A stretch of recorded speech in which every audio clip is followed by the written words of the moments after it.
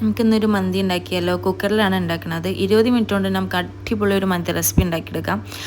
അത് ക്യാപ്സിക്കം ഇട്ടു, പിന്നെ മാഗി ക്യൂബ് ഇട്ടു, സ്പൈസസ് ഇട്ടു, ഇഞ്ചി വെളുത്തുള്ളി ഇട്ടു, പിന്നെ ഒരു ടീസ്പൂൺ കുരുമുളക് പൊടിയും ഓയിലും, പിന്നെ ആവശ്യത്തിനുള്ള ഉപ്പ് അനുസരിച്ചിട്ട് നോക്കിയിട്ട് ഇടണം. നമ്മൾ ആദ്യം മാഗി ക്യൂബ് ഇട്ടിരുന്നു. പിന്നെ ഒരു ഫുഡ് കളറും മല്ലിച്ചപ്പും ഇട്ടിട്ട് നന്നായിട്ട് മിക്സ് ചെയ്യുക.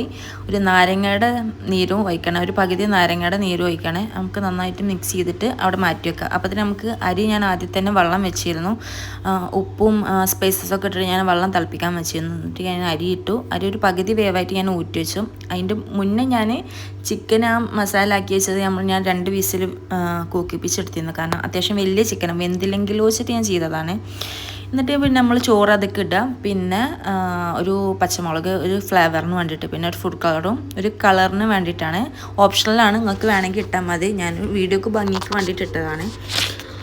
എന്നിട്ട് നമുക്ക് സ്മോക്കി കൂടി ചെയ്യാം. സ്മോക്ക് ചെയ്താലുള്ള നമുക്ക് മന്തിയുടെ ഒരു ഫ്ലേവർ കിട്ടും. അങ്ങനെ സ്മോക്ക് ചെയ്യലും കഴിഞ്ഞ് ഒരു വിസിൽ മതിയെ. ഒരു വിസിലുകൊണ്ട് നമ്മൾ ചോറ് റെഡി ആയിട്ടുണ്ട്. നല്ല ടേസ്റ്റാണ്. 20 മിനിറ്റിൽ തട്ടിക്കൂട്ടി ഉണ്ടാക്കി എന്ന് പറയാൻ പറ്റില്ല. അടിപൊളി ടേസ്റ്റാണ്. എല്ലാവരും ഒന്ന് ട്രൈ ചെയ്ത് നോക്കണേ. അപ്പോൾ ഓക്കെ, ബൈ.